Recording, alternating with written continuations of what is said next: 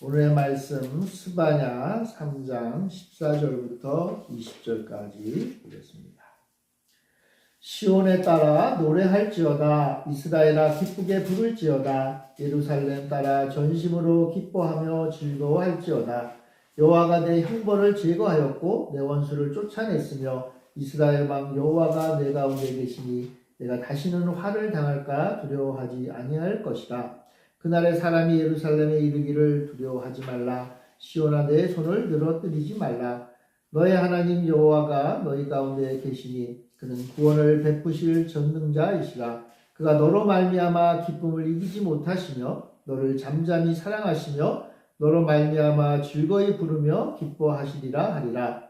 내가 절기로 말미암아 근심하는 자들을 머무리니 그들은 내게 속한 자라. 그들에게 지어진 집이 치욕이 되었느니라. 그때 내가 너를 괴롭게 하는 자를 다 벌하고 저는 자를 구원하며 쫓겨난 자를 모으며 온 세상에서 수욕받는 자에게 칭찬과 명성을 얻게 하리라. 내가 그때 너희를 이끌고 그때 너희를 모을지라. 내가 너희 목전에서 너희의 사로잡힘을 돌이킬 때에 너희에게 천하 만민 가운데서 명성과 칭찬을 얻게 하리라. 여호와의 말이니라. 아멘. 하늘의 기쁨이 늘 함께 하시기를 바랍니다. 2024년도도 얼마 남지 않았죠? 잘 마무리하시고 다가오는 한 해는 더욱더 큰 은혜와 기쁨 가운데 맞이하고 지내시길 바랍니다. 근데 우리 인생을 돌아보면 참 설명할 수 없는 일이 또 가득하지요. 감당할 수 없는 아픔을 겪기도 하고요. 인생의 무게 때문에 쓰러지고 좌절하기도 합니다. 그 고난의 그 원인을 좀 알면 그나마 좀 견딜만 한데 사실은 원인도 없이 어려움이 닥칠 때도 가끔 있죠. 그래서 밤을 고통 가운데 지새기도 하고 내가 어디로 가야 될까 갈 길을 잃고 방황할 때도 있습니다. 하나님 믿는 사람들은 그럴 때 교회에 와서 방구석에 들어가서 하나님 앞에 간절히 기도하고 눈물로 아뢰기도 하지만 근데 막상 특별한 답을 얻지 못하고 돌아설 때도 있습니다. 여러분 성도라고 인생에 고난이 없는 건 아니거든요. 성도도 다 인생이잖아요. 인생. 이 땅에서 살아가야 될 사람들이다 보니까 하나님을 믿든 믿지 않든 똑같은 인생의 고개마다 아픔과 어려움을 겪곤 합니다. 그러면 찬송도 안 나오죠? 여러분 찬송도 안 나오고 기도도 안 나올 때가 있다는 거예요. 나는 왜 이렇게 믿음이 없어서 어려울 때 기도도 못하고 찬송도 못할까? 왜 이렇게 답답할까? 그 인생이기 때문에 그런 거예요. 우리 누구나 다 그런 과정을 겪곤 합니다. 여러분들은 그런 경험이 있으신가요? 크든 작든 그런 인생의 굴곡을 다 겪어오셨을 겁니다. 제가 이 말씀을 왜 드리는가 하면 오늘 이 하나님의 말씀을 기록한 스바냐 선지자가 그런 인생 가운데 놓여있기 때문입니다. 스바냐는요 인생의 캄캄한 한밤중에 서 있습니다. 사방을 둘러보면요 고통밖에 없고 절망밖에 없는 그런 상황이 지금 스바냐가 맞이하는 상황입니다. 스바냐는 선지자였잖아요. 하나님의 말씀을 전하는 선지자. 요즘으로 말하면 목사님이라고도 볼 수가 있겠죠. 하나님의 말씀을 듣고 하나님의 말씀을 백성들에게 전해야 될 사람인데 이 스바냐 선지자가 너무나 괴로운 상황에 놓여 있어요. 왜냐하면 지금 이 이스라엘의 남쪽 유다죠. 남쪽 유다의 시시각각 멸망의 기운이 다가오고 있기 때문입니다. 이 스바냐는 아마도 이사야 선지자와 거의 같은 시기에 활동했던 사람일 것 같아요. 그러니까 아직 남쪽 유다가 멸망하지는 않지만 곧 멸망할 그런 위기에 처하게 되는 것입니다. 스바냐는요 하나님께서 주시는 말씀을 전했는데 그때 주신 하나님의 말씀은 다 이 유다의 죄에 대한 심판의 메시지가 계속 나오는 거예요. 스바냐라고 해서 좋은 말씀, 평화의 말씀, 복된 말씀을 전하고 싶지 않았겠어요? 좋은 말 다 하고 싶잖아요. 그죠? 사람들이 좋아할 말을 하면 얼마나 좋겠어요. 근데 이상하게 스파냐에게는 하나님께서 이스라엘의 멸망에 대한 메시지만 계속 주시는 거예요. 기도할 때마다 주세요. 이걸 전하라고 하시는 거예요. 얼마나 괴롭고 힘들었겠어요. 또한 스파냐가 아무리 이 말씀을 전해도 이스라엘 백성이 돌아오면 좋은데 하나님께로 회개하고 돌아오면 좋잖아요. 여러분 아무리 심판의 말을 전해도 그 말을 듣고 회개하고 눈물을 흘리면 하나님께 돌아오면 오히려 기쁨이 되잖아요. 그죠? 근데 아무리 얘기해도 돌아오지를 않는 거예요. 이때의 상황을 스바냐서 1장 2절 3절이 이렇게 얘기해요. 제가 한번 읽어볼게요. 스바냐 1장 2절 3절에 이런 말씀이 있어요. 여호와께서 이르시되 내가 땅 위에서 모든 것을 진멸하리라. 내가 사람과 짐승을 진멸하고 공중의 새와 바다의 고기와 거치게 하는 것과 악인들을 아울러 진멸할 것이라. 내가 사람을 땅 위에서 멸절하리라. 나 여호와의 말이니라. 스바냐서의 가장 주제가 이거예요. 하나님께서 이 땅의 모든 걸 멸망시키겠다. 여기서 모든 사람은 핵심적으로 말하면 하나님의 백성은 이스라엘이잖아요. 이스라엘. 스바냐가 이 말씀을 전한 시기는 스바냐도 이제 여러 임금을 거치면서 말씀을 전했는데 스바냐가 말씀을 전한 첫 번째 유다 왕이 누구냐면 바로 므낫세라고 하는 왕이에요. 근데 이 므낫세는요, 이 유다의 왕들 가운데 가장 패역한 왕 중에 하나가 이 므낫세예요. 사실 이 스바냐도요, 왕족이에요. 왕족. 여기 1장 1절, 스바냐 1장 1절에 보면 스바냐의 가문을 이야기하면서 히스기야의 현손이다. 이렇게 얘기를 해요. 히스기야가 이스라엘, 이 남쪽 유다의 왕이었잖아요. 그러니까 이 스바냐도 왕족이에요. 왕족.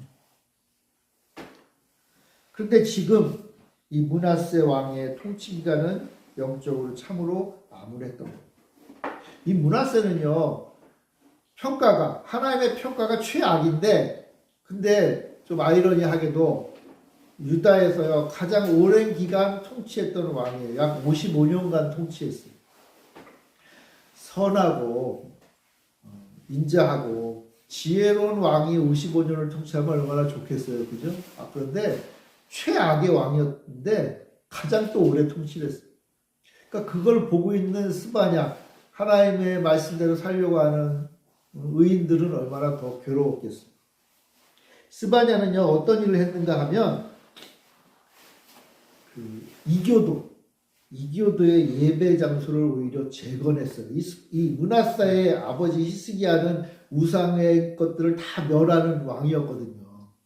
산당을 폐하고 이 거짓 신을 섬기는 자들을 몰아내는 그런 어떤 면에서 보면 종교 개혁을 했던 왕인데 그 아들 므낫세는요 오히려 거꾸로 했어요. 이방신을 섬기는 예배 장소를 재건했고요. 가나안의 가장 강력한 왕, 이방신 가운데 하나인 바알과 아세라에게 예배하는 제단을 세웠어요. 심지어는요 해와 달과 별을 숭배하는 종교를 재건했어요. 그러니까 아버지가 일으켰던 이 종교 개혁, 여호와 하나님을 섬기는 것을 다 무너뜨리고 오히려 가장 악한 길로 가는 왕이 바로 이 므낫세였어요. 그것도 한두 해한 게 아니라 55년 동안 줄기차게 해왔어요. 그러니까 이 므낫세는요 온 나라를 영적인 암흑과 혼동 속에 빠져들게 한 왕이었던 거예요. 그리고 이제 마침내 므낫세가 죽었어요. 그러면 이제 악한 왕이 죽었으니까 다행이다. 이제 우리나라는 잘 되겠구나. 그런 생각을 했는지 모르는데 혼란이 사라지지는 않았어요. 이 므낫세의 아들 아몬이라고 하는 왕이 이제 왕위에 올랐는데 2년도 안 돼서 왕궁에서 반란이 일어나요. 요즘으로 말하면 쿠데타가 일어나요. 왕궁 안에서. 그래가지고 이 아몬 왕이 독살이 당해요. 그러니까 나라가 얼마나 엉망진창이 되었겠어요. 그죠? 특히 하나님의 말씀대로 살려고 하는 의인 스바냐 입장에서는 악한 왕이 이제 죽었으니까 그나마 이제 뭔가 좀 괜찮아지겠지라고 기대하면서 기도했겠죠. 그런데 2년 만에 궁정에서 쿠데타가 일어나가지고 정통성이 있는 아몬 왕을 독살하는 그 반란군들이 이제 다 지배를 하게 됩니다. 근데요, 성경을 읽어보면 재밌게도, 재밌다기보단 참 감사한 일인데, 백성들이 들고 일어나요, 백성들이. 백성들이 들고 일어나가지고 그 반란 세력들을 다 몰아내요. 그리고 이 죽은 아몬의 그 아몬 왕의 아들, 8살 먹은 어린 아들 요시야를 왕위에 세우게 돼요. 8살이 왕이 됐으니 뭐 오죽했겠어요. 그래도 어쨌건 정통성 있는 왕이 세워지고 그 요시야를 섭정했던 그래도 정신이 좀 박혀있는 이스라엘의 지도자들이 이스라엘을 요시야와 함께 이끌어가요. 근데 요시야가 아직 어렸을 때는요, 요시야가 할 수 있는 게 없잖아요. 그죠?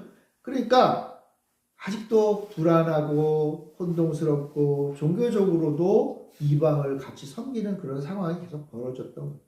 그러다가 한참 후에 요시야가 큰 다음에 요시야는 소위 말하는 남쪽 유다의 큰 종교 개혁을 하게 되죠. 요시야가 이제 어느 정도 성인이 됐을 때 성전에서 하나님의 말씀이 율법책이 발견되고 그 율법책을 읽다 보니까 우리가 얼마나 엉망으로 신앙생활 했는가를 다 깨닫고 그래서 어떻게 해요? 요시야를 포함한 모든 이스라엘이 자기 옷을 찢고 회개하고 하나님의 말씀으로 거듭날 그런 일을 하게 돼요.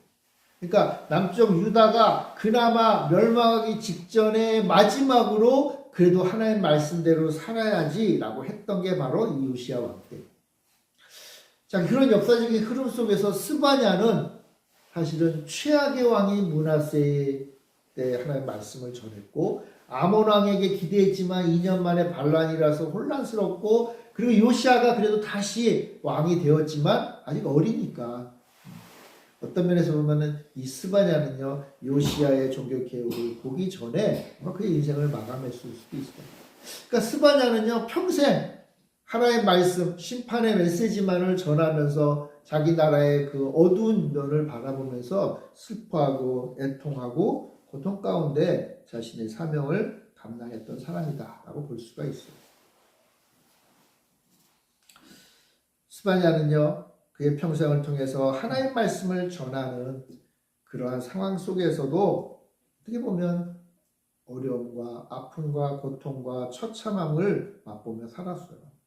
자, 그럼 여러분 이렇게 살면 그의 입에서 찬송이 나올 수 있을까요? 그의 입에서 기도가 나올 수가 있겠습니까? 오늘 우리나라도 역사의 순간에서 보면 아픔의 시간이 지나가고 있다고 생각이 들어요. 사실 우리나라가 언제 이런 풍요와 자유를 누렸겠습니까? 사실 저의 부모님 세대만 해도 굉장히 경제적으로 어렵게 살았던 분들이잖아요. 3, 40년 전만 해도 제가 어린 시절만 해도 먹고 사는 것이 그렇게 쉽지는 않은 시대였어요. 근데 이제 우리나라는 큰 번영과 부흥을 이루었잖아요. 근데 우리가 누리고 있는 이것이 어느 순간에 무너질 수 있는 어떤 면에서 보면 사상 무것 같은 거였구나 하는 것을 다시 한번 생각해 보고 그런 면에서 또한 감사할 수 있다고 생각이 들어요. 이런 역사의 아픔은요 그 시대만의 것은 아니죠. 이 스바냐 시대도 그랬고 우리의 부모님의 시대도 그랬고 우리는 기대하지 않고 있을 수 없다고 생각했지만 우리 시대 역시 그런 위험 속에 있구나 라는 것을 다시 한번 생각해 보게 됩니다. 하나님의 사람 스바냐는 깊은 좌절과 절망감 가운데 그럼에도 불구하고 심판의 메시지를 전해요. 어떤 면에서 보면 남쪽 유다는요 하나님 앞에 매맞을 짓만 하고 있다고도 볼 수 있어요. 저는 제 생각이지만 우리나라가 이 어려움을 겪는 것은 교회가 그동안 좀 매맞을 짓을 했구나 하나님 앞에 혼날 짓을 좀 했구나 하는 생각이 들어요. 우리 교회가 회개하고 우리 교회가 하나님 앞에 다시금 매달려야 된다는 생각을 해봐요. 자, 그런데 이 아픔의 시간에 선지자가 벌떡 일어서고 있습니다. 선지자의 임무가 뭔지 아십니까? 선지자는요, 세상이 어두우면 어둡다고 얘기하는 사람이고, 그러나 그 어두움 속에서도 좌절하고 난마하지 말고 일어서라고 말하는 사람이 선지자. 스바나는요, 다가오는 여호와의 날을 알려주고 있어요. 그리고는 일어나라 라고 얘기하는 것이죠. 일어나라. 스바냐 1장 14절부터 16절에 보면요, 그 심판의 날을 설명해 주고 있어요. 그날이 가깝게 온다. 그날은요, 15절에 보면 분노의 날이고 환난과 고통의 날이고 황폐와 패망의 날이고 캄캄하고 어두운 날이고 구름과 흑암의 날이다 라고 얘기해요. 그 날이 이스라엘에게 이제 다가오는 거예요. 이스라엘에. 그럼에도 불구하고 안 좋은 얘기를 함에도 불구하고 스바냐는 그럼에도 불구하고 하나님의 임재하심, 하나님이 우리와 함께 하심을 경험하고 또한 말씀을 전하고 있는 거예요. 그럼 우리가 어둠 속에 거할 수 있어. 우리가 고통 가운데 거할 수 있어. 왜요? 아까도 얘기했죠. 우리는 인생이기 때문에. 그런데 우리의 인생이 어둠 가운데 있음에도 불구하고 우리가 다시 일어날 수 있는 길이 있다는데 그건 뭐냐? 바로 하나님이 우리와 함께 하시는 거예요. 사람들이 가끔 착각을 해요. 하나님이 심판하시는 것은 우리와 함께 하는 게 아니다 생각을 해요. 우리가 복을 받아야만 하나님이 우리와 함께 하시는 것으로 생각을 해요. 우리가 복 받는 것도 하나님이 함께 하시는 거죠. 하나님의 복이 임하는 것도 하나님 우리와 함께 하시니까 우리가 복을 받잖아요. 그런데 여러분, 우리가 심판의 과정을 통과하는 것도 하나님이 우리와 함께 하는 거예요. 내가 하나님을 믿음에도 불구하고 좌절과 낭만과 고난 가운데 처해요. 그러면 하나님이 나를 떠나서 멀리 계시는 건가요? 하나님의 백성은요, 하나님이 결코 떠나지 않으세요. 하나님의 백성은요, 비록 좌절과 고난과 고통의 순간에 있다 할지라도 하나님은 함께하고 계시는 거예요. 그게 하나님의 백성이라는 거예요. 내가 힘들고 어려울까? 하나님 멀리 계셔. 하나님 나를 버렸나 봐. 하나님 나에게 관심이 없으신가 봐. 스바냐도 그렇게 생각했을 것 같아요. 왜? 너무 힘드니까. 너무 어렵고 너무 두렵고 너무나 엄청난 죄악 가운데 있으니까. 근데 여러분, 하나님의 백성은 비록 그러한 상황일지라도 하나님은 떠나지 않으시는 거예요. 그리고 우리가 이 사실을 우리의 마음속에 깊이 새겨야 돼요. 내가 죄를 지었으니까 하나님 나를 버리셨겠지, 나 떠나셨겠지. 아니에요. 내가 비록 죄인일지라도, 내가 하나님이 기뻐하지 않는 일을 행하고 있다 할지라도 바로 그 순간에라도 하나님은 나를 떠나지 않으시는 거예요. 그거 참 이해할 수 없는 일이죠. 사람들은요, 죄를 짓거나 잘못되거나 더러운 사람들을 피하려고 하잖아요. 그런데요, 큰 죄를 짓고 큰 흑암 속에 있고 큰 고통 속에 있을 그 사람을, 그러할 때 그 사람을 오히려 찾아가고 그 사람에게 가까이 다가가는 사람이 있어요. 세상 사람들은 다 떠나지만 그럴 때일수록 오히려 가까이 다가가는 사람들이 있어요. 누군지 아세요? 여러분, 죄인에게 가까이 다가가는 사람들이 있습니다. 누구죠? 그 사람의 부모예요. 세상 큰 죄를 저질러도 부모는 그래도 다가가서 품어주잖아요. 그런데 우리 하나님은 어떤 분이에요? 그 영적인 부모님. 아니, 우리 육신의 부모보다 더 우리를 사랑하시는 분이에요. 그러니까 우리가 죄를 짓고 그래서 죄 때문에 더러워져도 우리 하나님은 떠나지 않으세요.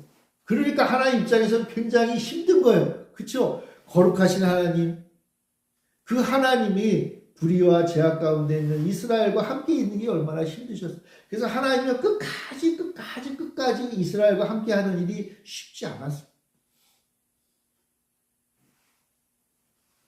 우리 하나님은 우리를 떠나지 않으세요. 그러니까 스바냐가요, 하나님이 우리 민족을 이제 포기하셨어요. 이제 우리 민족은 멸망할 거야. 하나님이 맨날 심판의 메시지만 주시는구나. 야, 이제 우리는 끝이구나. 얼마나 좌절했겠어요. 근데 스바냐가 깨달았어요. 그럼에도 불구하고 하나님은 우리와 함께 하신다. 여러분, 좀 이해가 안 되시죠? 쉽지 않아요. 이해할 수 없어요. 왜냐하면 세상에 그런 법칙이 없거든요. 근데 우리 하나님은요, 여러분들이 죄 가운데 있는 그 순간에도 당신의 자녀들을 떠나지 않으세요. 여러분 혹시 하나님 말씀대로 살지 않는 것이 있나요? 하나님을 믿는 믿음이 흔들리고 있나요? 하나님을 향해서 더 이상 의지하지 않고 하나님을 소위 말하면 하나님 왜 이러세요? 하면서 하나님 앞에 절망하시나요? 근데 그 순간에도 하나님 우리를 떠나지 않으시고 땅의 왕은 실패했고요. 백성은 타락했고 곧 심판이 임할지라도 하나님은 오늘도 우리와 함께 하시는 겁니다. 함께 하시는 겁니다. 스바냐가 그걸 깨달은 거예요. 스바냐가 그걸 깨달았어요. 그리고는 뭐라고 외치고 있나요? 오늘 3장 14절 15절에 이런 말씀이 있습니다. 같이 한번 읽어볼까요? 스바냐 3장 14절 15절 시작.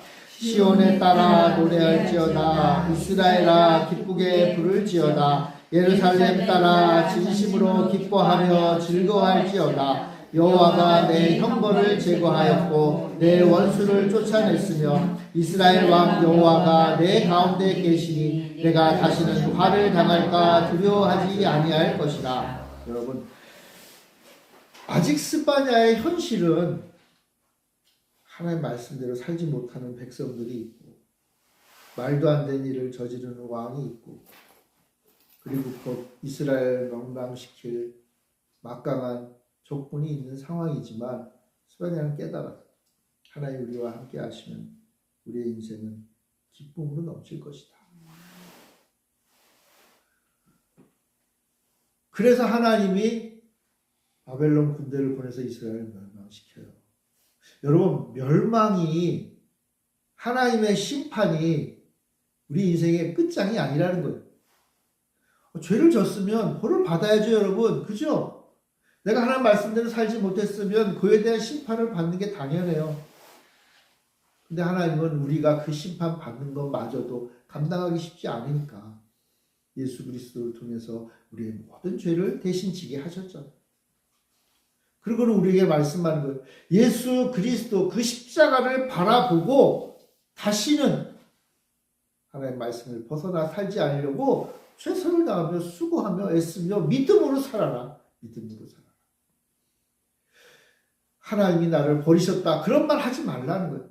그런 말 하지 마라. 그것은 왜냐하면 틀린 말이니까. 거짓된 말이니까. 하나님은 우리를 결코 포기하지 않으시다. 한번 당신의 자녀 삼으시면 그것을 결코 놓치지 아니하신다. 그러니 그런 생각하지도 말고 그런 말도 하지도 말아라. 대신 무엇하라? 기뻐하라. 즐거워하라. 너의 모든 죄가 용서되었음을 감사하며 그리고 기뻐하며 살라는.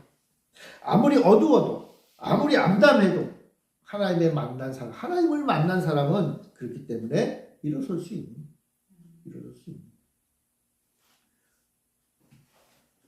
로마 어느 도시에 깊은 감옥에 갇혀있던 한 노인이 있어요.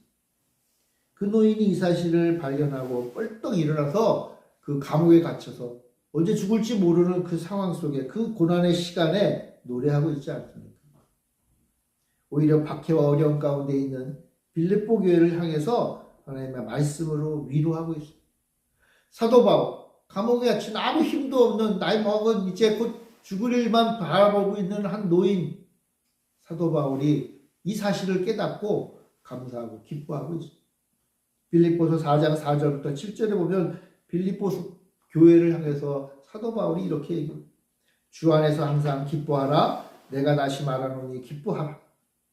너희 관용을 모든 사람에게 알게 하라. 주께서 가까우시니 아무것도 염려하지 말고 오직 모든 일에 기도와 간구로 너희 구할 것을 감사함으로 하나님께 아뢰라.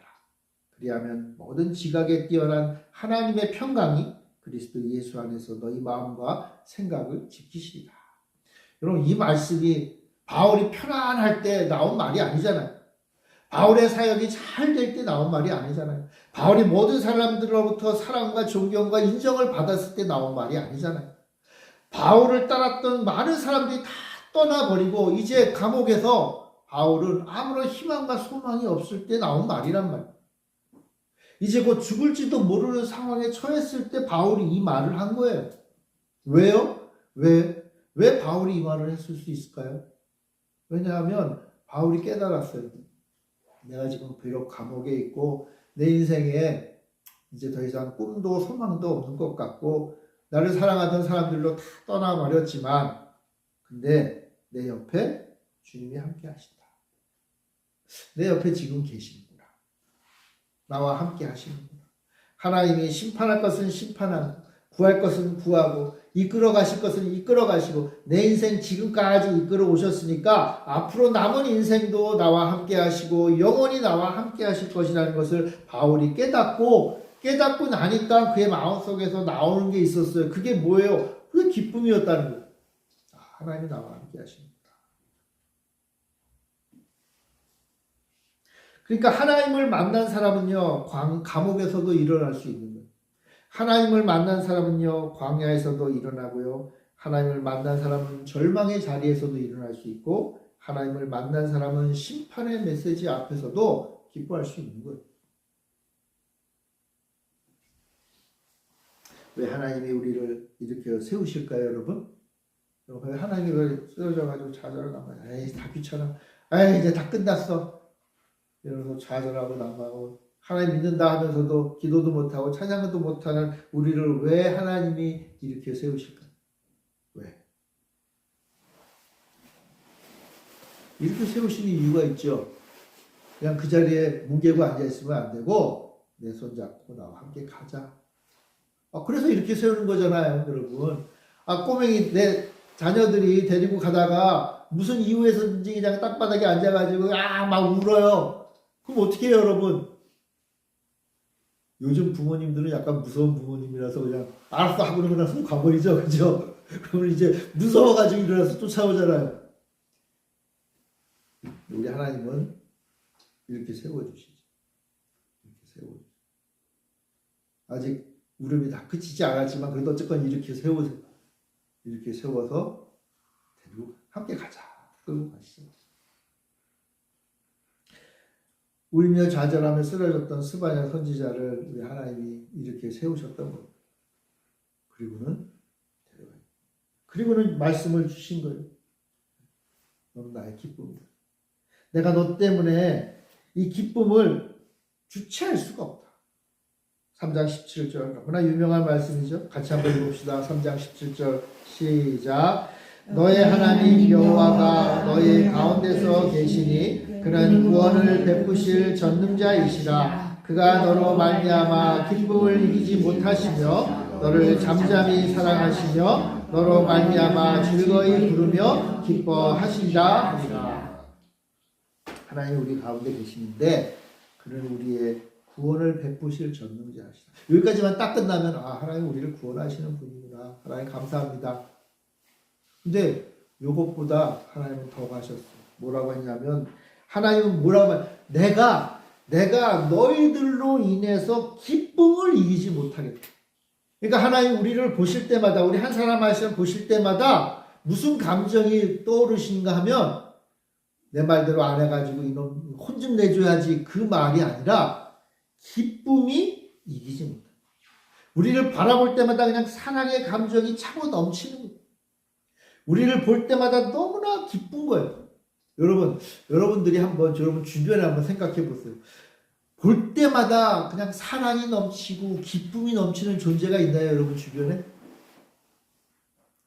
여러분 주변에 혹시 키우는 강아지가 예쁜가요? 응? 여러분, 우리가 볼 때마다 너무나 기쁨이 흘러 넘쳐가지고 그냥 웃음이 그냥 차고 넘치는 그런 경험이 있으신가요? 언제죠? 거의 대부분의 사람들은요, 자기의 자녀 볼 때, 갓난 자녀 특히. 그럼 그때를 한번 생각해 보세요. 아니면 여러분들이 가장 좋아하는 사람을 만났거나 여러분들이 가장 좋아하는 일을 경험했을 때 그 순간을 생각해 보세요. 그때 내가 얼마나 좋았어요. 그냥 실없이 웃잖아요. 그죠? 너무 좋으면 실없이 웃죠. 주변 사람들이 무슨 할 거 분수라고 할 정도로 웃잖아요. 그죠? 왜요? 왜냐하면 기쁨이 넘쳐 흐르니까. 근데 하나님이 우리를 볼 때 어떻게 하신다? 그렇게 보고 계십니다. 잘하는 사람만 그렇게 본다? 아니에요. 좌절과 낭만 속에서 괴로워하던 스바냐 선지자와 같은 사람에게 하나님이 함께 하심으로 스바냐에게도 기쁨이 있지만 사실 여러분 우리가 하나님과 함께 함으로 가지게 되는 기쁨은요 하나님이 우리를 바라보실 때 가지시는 그 기쁨과는 비교할 수 없어요. 여러분 우리가 하나님 생각하고 주님 생각하면 기쁘십니까? 기쁠 때도 있죠. 왜요? 언제? 하나님 우리 도와주실 때, 하나님 우리한테 좋은 거 주실 때, 걱정 근심 다 해결될 때는 좋지요. 그죠?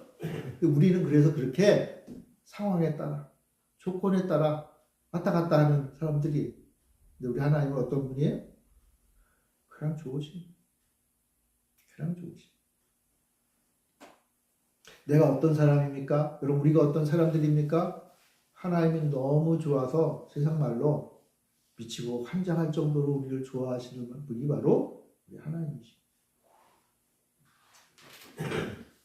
하나님이 우리를 그렇게 사랑하십니다. 그래서 우리가 쓰러지고 좌절하고 넘어져 있을 때 우리의 손을 잡고 일으켜 세우세요. 왜요? 이제 일어나서 함께 가자라고 하기 위해서. 아가서 2장 10절에 보면 아가서는 신랑과 신부의 사랑 이야기잖아요. 그죠? 우리 하나님이 당신의 백성들을 사랑하는 신부처럼 바라보시는 책이 아가서. 그 아가서 2장 10절에 보면 신랑이 신부한테 이렇게 얘기를 해요. 나의 사랑하는 자가 내게 말하 이르기를, 신랑이 신부한테 얘기합니다. 나의 사랑 내 어여쁜 자여 일어나서 함께 가자. 신부가 자기 스스로 볼 땐 너무나 보잘것없는 거예요. 나는 못생겼어요. 나는 얼굴이 새까매요. 나는 보잘것없는 거예요. 이렇게 맨날 얘기를 해요. 근데 신랑이 그걸 보고 다 필요 없다. 내가 좋은데 뭐.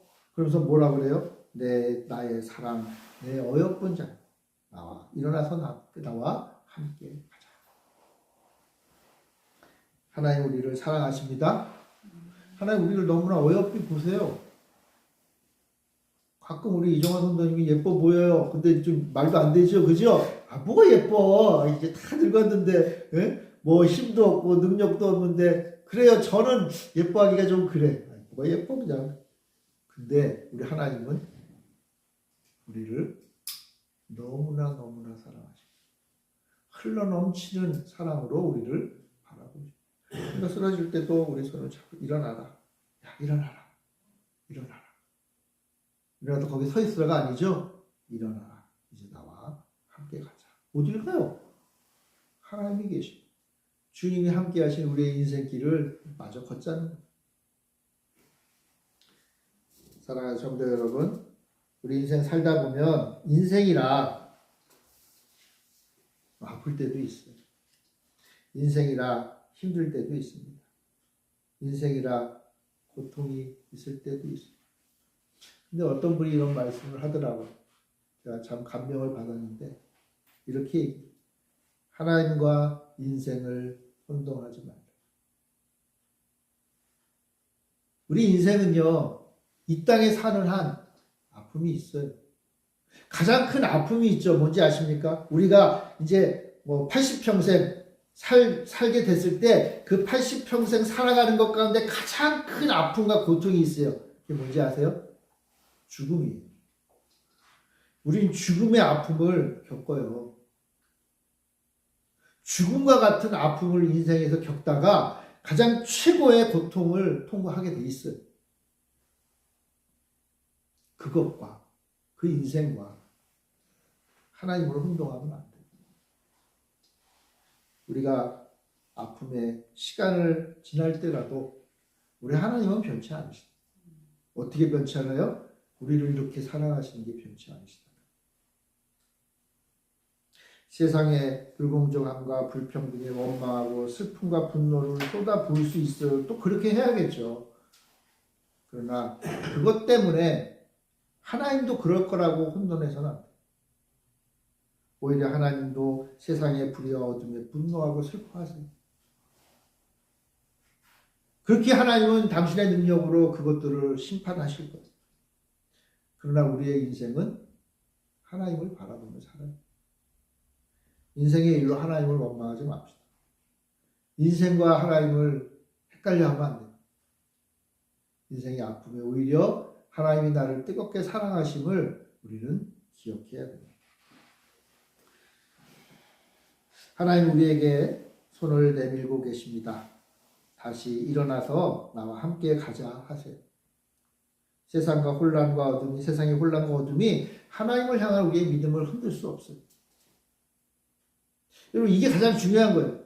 내 인생의 여러 가지 것들이 내가 하나님을 향한 믿음을 흔들리게 내버려둬서는 안 돼요. 내가 하나님을 향한 그 믿음 결코 흔들리지 않게 해달라고 하나님 앞에 기도하고 우리가 그렇게 살려고 내 목숨을 거는 거예요. 내가 하나님을 향한 그 믿음이 결코 흔들리지 않기 위해서 내 목숨마저도 걸고 살아가는, 그게 바로 믿음의 사람이에요. 우리는 그렇게까지 험한 인생을 안 살게 해달라고 하나님께 기도해야겠죠. 그러나 다 동일한 거예요. 결코 흔들리지 말고 하나님을 바라보고 하나님을 향한 믿음으로 이 세상의 인생의 아픔과 고통을 이겨내시기를 바랍니다. 주님이 손을 내미십니다. 여러분 주님 손 붙잡고 일어나서 주님과 함께 갑시다. 왜냐하면 나의 사랑 내와 옆은 자야 일어나서 함께 가자. 주님 이렇게 말씀하시니 우리가 반응하면 믿음으로 살아가는 우리 모두가 되기를 바랍니다. 우리 기도하겠습니다.